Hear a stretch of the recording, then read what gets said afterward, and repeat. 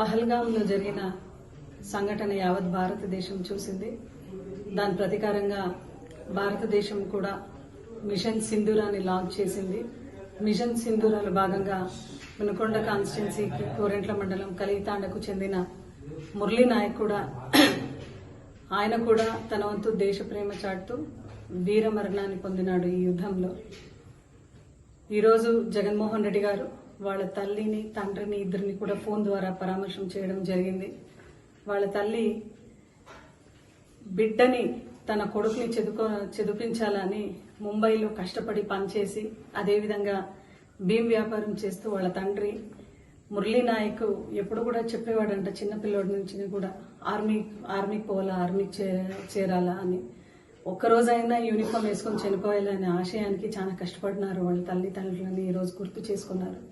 అటువంటి వీరమాతని కలవాలి, అదేవిధంగా వాళ్ళ ఆ కుటుంబానికి పరామర్శించాలి. ఎల్లవేళలో మేము అండగా ఉంటాము అని భరోసా కల్పించిన దానికి మే 13వ తేదీ జగన్మోహన్ రెడ్డి గారు వచ్చే మంగళవారం మే 13వ తేదీ పెనుకొండ కాన్స్టిట్యున్సీ గోరెంట్ల మండలం కలితాండకు వచ్చి ఆ కుటుంబాన్ని పరామర్శిస్తున్నారు. ఈరోజు ఎన్ని డిఫరెన్సెస్ ఎవరికున్నా కూడా నేషన్ కమ్స్ ఫస్ట్.